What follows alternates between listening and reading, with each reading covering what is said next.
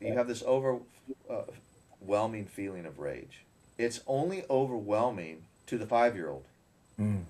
When the 5-year-old is not in the room, the adult man is not overwhelmed by certain things. The work we're doing is trying to get the full-grown man and the helpless child in the same room for the first time. Right. And they don't know how to do that. We do.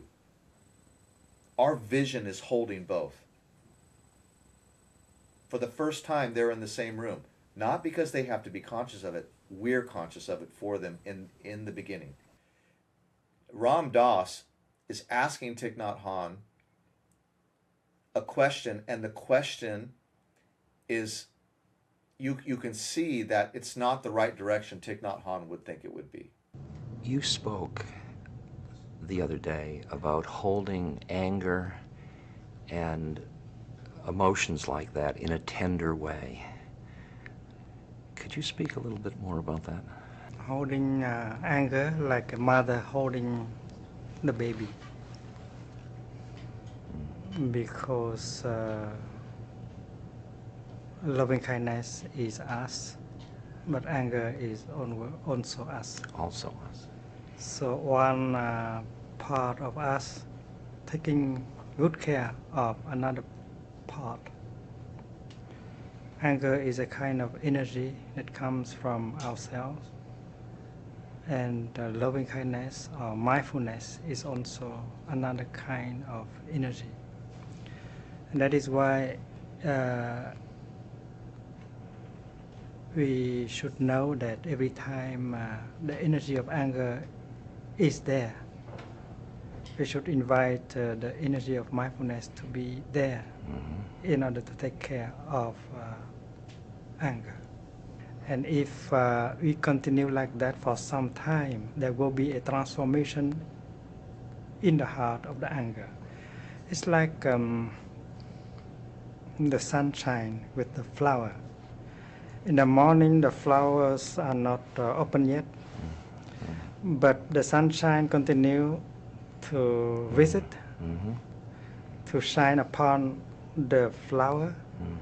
And the sunshine is not only circulating around the flower, it is penetrating deeply into the flowers.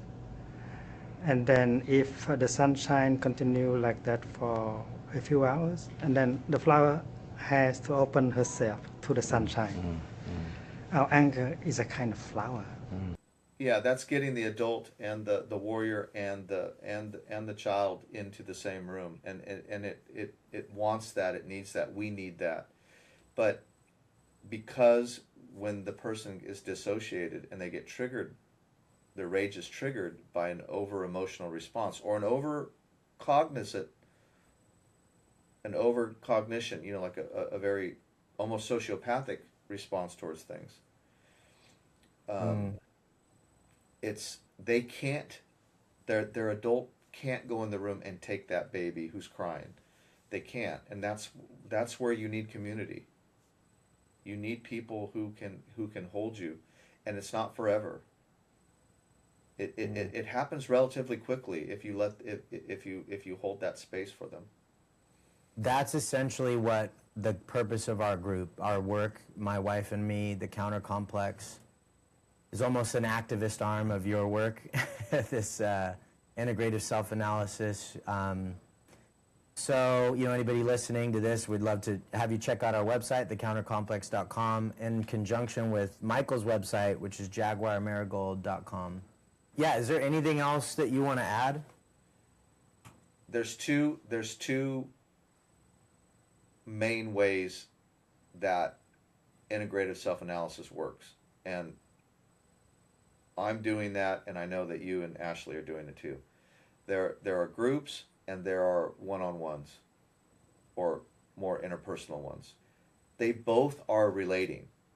They both serve relating. They both are in the context of other people, which is what we want. Going back to the Hulk, the lonely man.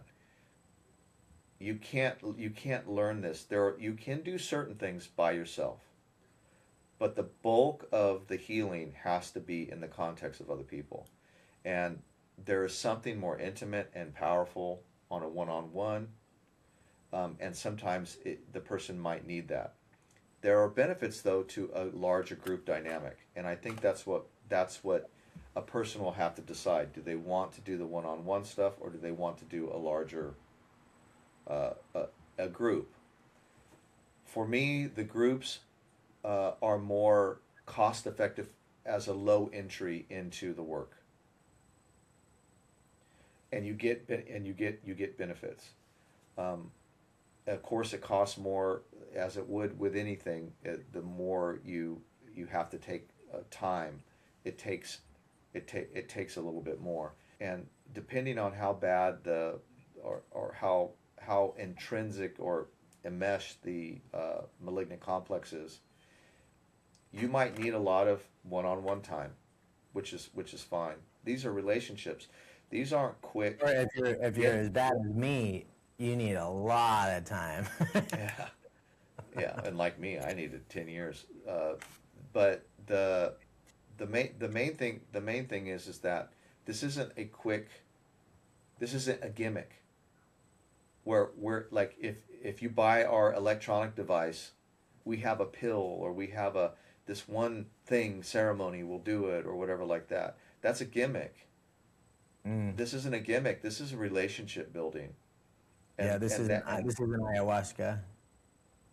no, or the feedback systems, or rapid eye movement. It's not Right. it's not like it's not a gimmick. It's relationship building in the context of relationships, where the complex will act out, where it's most dissociated from.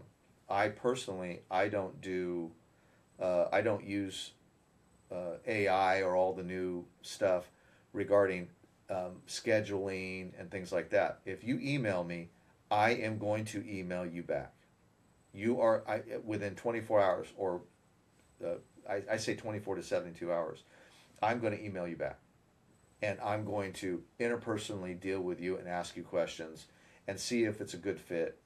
And right, because it's the connection that matters. And every person that I talk to is, I know who I'm talking to. It's not, I don't have, I'm not never going to be in a thing where I have 5 million people or 5,000 people where I have no idea who they are.